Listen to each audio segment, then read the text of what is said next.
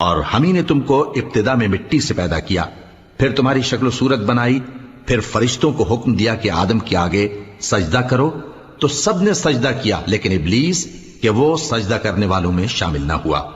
अल्लाह ने फरमाया, जब मैंने तुझको भी हुक्म दिया था तो किस चीज ने तुझे सजदा करने से बाज रखा? उसने कहा कि मैं इससे अफजल हूं, मुझे तूने आग से पैदा किया है और इसे मिट्टी से बनाया है। फरमाया, तू बहिश्त से उतर जा, तुझे शाया नहीं कि यहां तकब्बुर करे, बस निकल जा कि तू जलील लोगों में से है। उसने कहा कि मुझे उस दिन तक मोहलत अता फरमा जिस दिन लोग कब्रों से उठाए जाएंगे।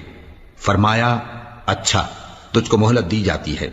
बोला कि मुझे तो तूने गुमराह किया ही है, मैं भी तेरे सीधे रास्ते पर इनको गुमराह करने के लिए बैठूंगा, फिर इनके आगे से और पीछे से और दाएं से और बाएं से गरज हर तरफ से आऊंगा और तू